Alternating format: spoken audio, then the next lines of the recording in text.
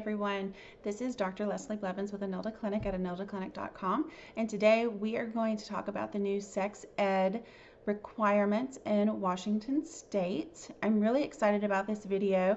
I've had some parents request it specifically to see what my professional opinion is based on child development and psychology and what the new law requirements are.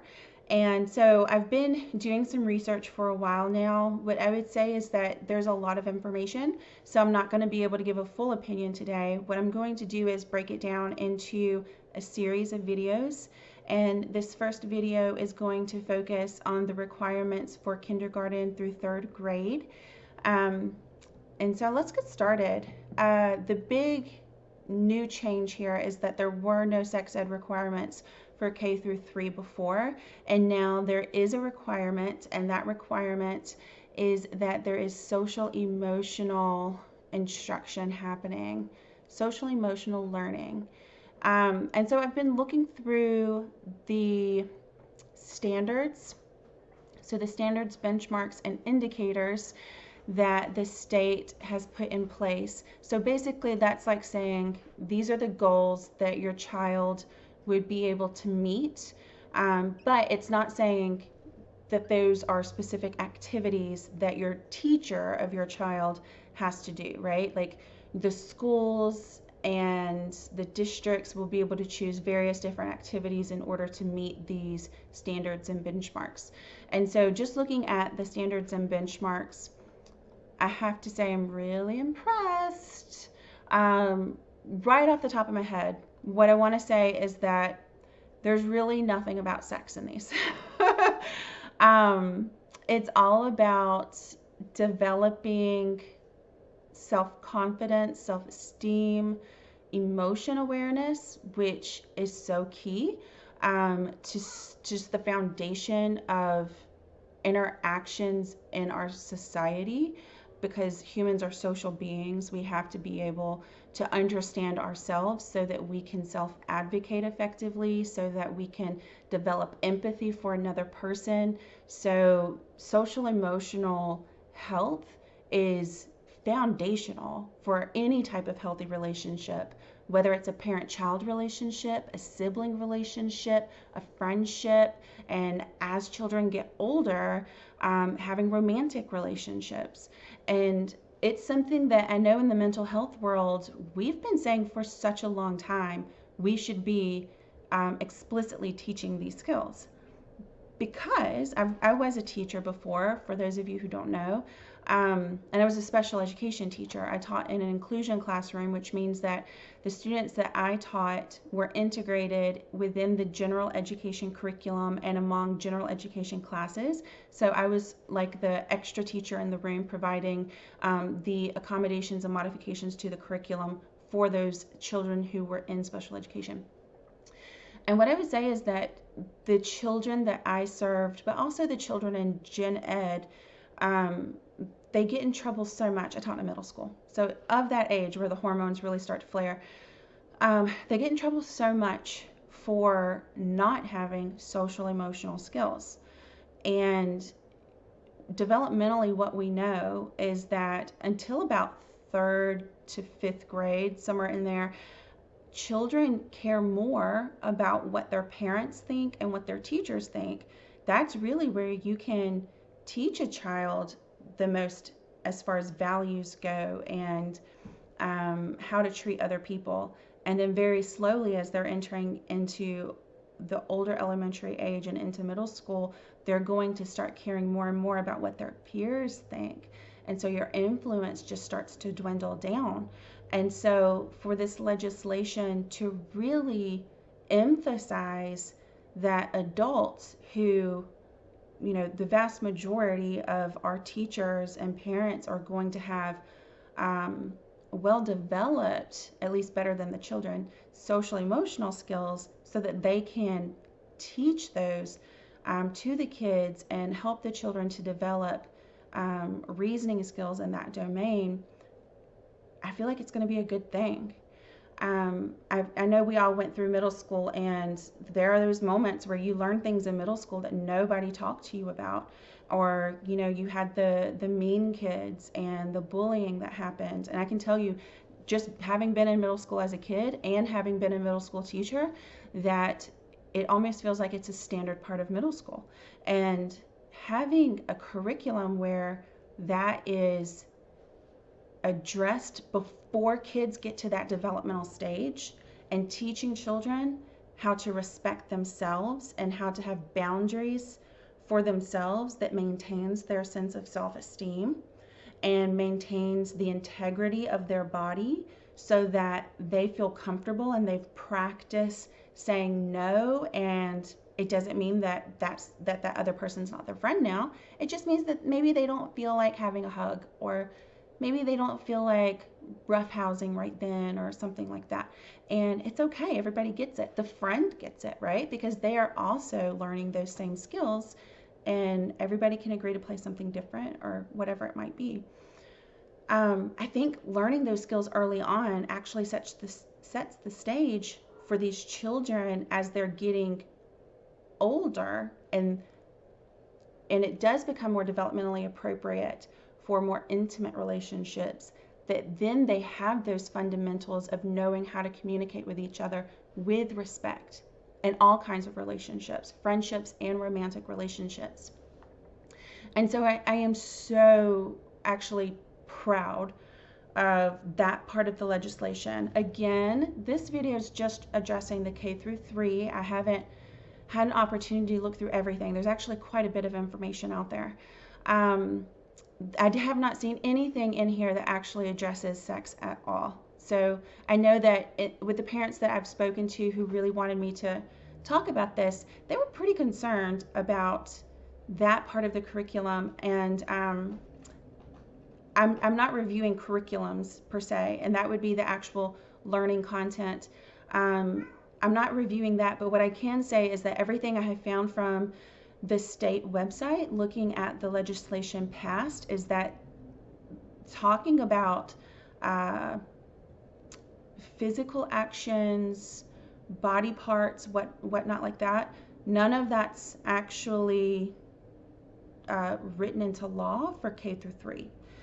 So it's only about your social emotional health, using language development, emotional reasoning. And I'll give you some examples on here. This is coming directly from the state website, and I'm going to put a link to this wherever you're watching this video. So there are 6 benchmarks. They fall into 2 columns. One is for self and one is for social. And so the first standard is for self, and it's self-awareness. And it says individual has the ability to identify their emotions, personal assets, areas for growth, and potential external resources and supports. The second benchmark is social, and it says social awareness. Individual has the ability to take the perspective of and empathize with others from diverse backgrounds and cultures. Standard 2, self-management. Individual has the ability to regulate emotions, thoughts, and behaviors. Benchmark 4, social management. Individual has the ability to make safe and constructive choices about personal behavior and social interactions. Benchmark 5, social efficacy. Individual has the ability to motivate themselves, persevere, and see themselves as capable. And then benchmark 6, social engagement. Individual has the ability to consider others and show a desire to contribute to the well-being of school and community. That's amazing to me. I literally have chills. This is like my job right here, right? Like somebody put together a set of standards and benchmarks that essentially is the work that I do as a psychologist. This is what I hope for all children to get. And so they then go further on to really break it down into like the levels. And so they go through each standard and they talk about early elementary, late elementary, middle school, and high school. Again, I don't see anything about actual sexual behaviors in any of this. This is all truly social emotional. And I keep referring back to that because some of the parents that really wanted me to dive into this, shared with me some of the information that they were getting to help them to learn about the new sex education laws. And it wasn't coming from the primary source, okay? So it wasn't coming from the state website where our school districts, our teachers will be getting the information and will be utilizing that information to make their decisions and to support your children. The information that was given to me was a little bit more inflammatory and pretty inaccurate as far as comparing it to these primary sources. And so I want to be really clear that I'm having my interpretations after reading the actual signed law and the supporting documents provided by the state. Not reading advocacy organizations who are fearful that talking about sex education with children would theoretically cause harm. Everything that I've read so far is evidence-based and actually helpful well beyond just sex education, but helpful in helping children succeed in career, helping children succeed in friendships, helping them to have stability in their life, maybe having stability in the sense of being able to manage finances. So especially these K through 3 social emotional learning standards are just foundational for healthy human beings. As you can imagine, if you can develop a core sense of self that is whole and resilient to adversity, then you can go through life and you can handle challenges. But I want to kind of take you into a very common situation that I see where oftentimes with our very young kids, our toddlers and preschoolers, in family get-togethers or going to church or things like that, we often have little kids where we say, go give Aunt Susie a hug, tell her hi. So we're prompting the kid to physically interact in a more intimate way with somebody else. Now, that kid might love Aunt Susie, and they might very well want to give Aunt Susie a hug. But we've all had the kid who's like, no, I don't want to, even if they love Aunt Susie, right? It starts from a very young age where that sense of self, where we are told there are actually social rules that say we don't have 100% rights to our own body. And we're teaching that from a really young age. We're culturally taught that. I was taught that, right? Like, I bet a lot of you adults out there were taught that. And maybe the example I just gave you, you're kind of like, what? Is that wrong? Or I'm not trying to hurt my baby. No, you're not trying to hurt your baby. And that's not what I'm saying. What I'm saying is that social emotional learning is about understanding that in any situation, you are a whole person who has a right to say yes or no to any interaction you want, regardless of what the interaction is, and regardless if other people expect you to do it or not, because you're a whole person and you have that right. One of the things that I kept seeing in here, and I'm betting that it gets misunderstood, but I want to go over it. One is affirmative consent, and that word could be misperceived. What it means is that the person giving consent has to verbalize the consent. It can't just be an implied consent. And so, having reviewed some of the literature that was given to me by the parents, I noted that there was a fear that children would be taught to comply if somebody asked for consent. Affirmative consent is not being taught to comply.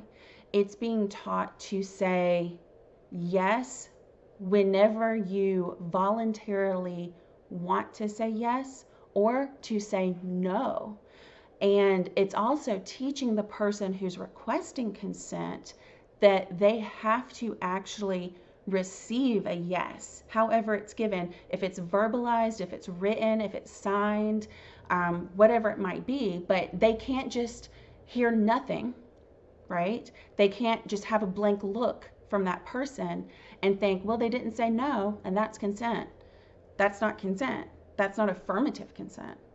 And so there's a difference there. This is about one person who's requesting consent being very active about their understanding of whether or not they received consent, and the other person who's been requested the consent being active about accepting responsibility for their body and having that social emotional understanding and respect for their body, so they love their body and they feel comfortable enough that they can say no.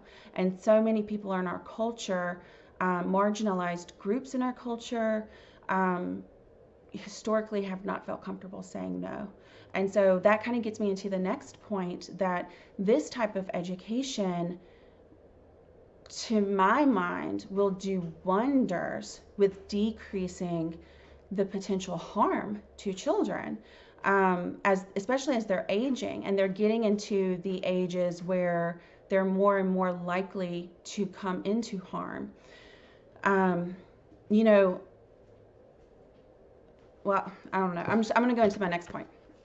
So what I really think here is that the schools have done a great service with the social emotional learning, but I actually think that they're not being very explicit with sex education in the K through 12, the K through 3 age range. And I think they're trying to be considerate of parents. And so what I wanted to do was recommend a book, because I think parents, you can always find your own book or your own materials to talk to your kids and be proactive. I think that is a great thing to do, and you should. The reason for this is because in my experience as a psychologist, I have done trauma assessments and I've worked with the legal system a little bit. And what I know is that, especially with younger children, whenever they don't know the proper names of their body, they have a harder time expressing whenever they've been harmed. So sometimes people don't know they've been harmed for much longer than we would like, because they didn't have the words for it. They might have used a different word for certain body parts. I apologize for my cat. Super sorry. She's whiny. So it's important that kids do know the proper names for their body parts, not just for the harm piece, potential harm. We want them to be able to report accurately, but also because inherently our bodies aren't shameful. And whenever we give our bodies nicknames, it implies that our bodies are shameful. And it kind of goes hand in hand with this social emotional learning. So if our body isn't shameful, we should be able to say body parts. And that's important. And so I found this book off of Amazon. Doesn't have the price on it, but it wasn't super expensive. I love it though, and I did some research. It comes highly recommended, and I have used it with some clients, and it does go through and labels body parts for male and female, and it goes through and teaches appropriate touching, inappropriate touching, things like secrets versus surprises, things like that. So it's a great way to have those conversations with younger children, preschool age children. It might be a way that parents might start to feel more comfortable having sex education talks with their children that you can do at home and you can be in charge of. Because to be completely honest, I don't think the sex education law was explicit enough. And that kind of brings me to my next point. So this book is called My Body, What I Say Goes, and it's by Janine Sanders, illustrated by Anna Hancock. They did a great job. So that kind of brings me to my next point. What we see with the new sex ed requirements in Washington is that for K through 3, there's only one lesson required a year. So I don't know about you guys, but I've never really seen a kid pick up on something as vast as what I just talked about from just one lesson. And you guys have probably seen it. Like if you're trying to teach your kid a safety lesson, like not to touch the stove, did you tell them just one time? No. And this is so much more important than that. This is so much more complex than that. This is literally the foundational skill that they are going to need in every relationship of their lives. And so it's kind of silly to me. This is almost kind of like a precursor law that's just to kind of help everybody get used to the fact that we have to start understanding that schools is where children spend so much of their time, that we really do have to start thinking about character development and person development. We have to think about the whole child in the school. We can't just be thinking about reading, writing, and math, right? We got to think about the whole being of a child. And so I love these steps, but I think parents, you're going to have to really step up and still do these extra things to get the sex education in there. Again, it's just for safety and for health. And so anyways, yeah, it's just one lesson. So I hope you're not too freaked out about it, because it's one lesson about emotions. They'll probably just identify some emotions on an emotion wheel. Okay, but I don't know. I haven't looked at the curriculums yet. I will come up with some more videos after I have time to review some more research. I'm really excited about this. Like I said, I'm pretty impressed by the K through 3. I don't know, I reserve the right to not be impressed by other portions of the law. So I'm excited to see what may come. And yeah, all right, guys. I'll see you next time. You can sign up for these learning videos at enildaclinic.com, and you can get them right in your email as soon as they come out. All right, bye.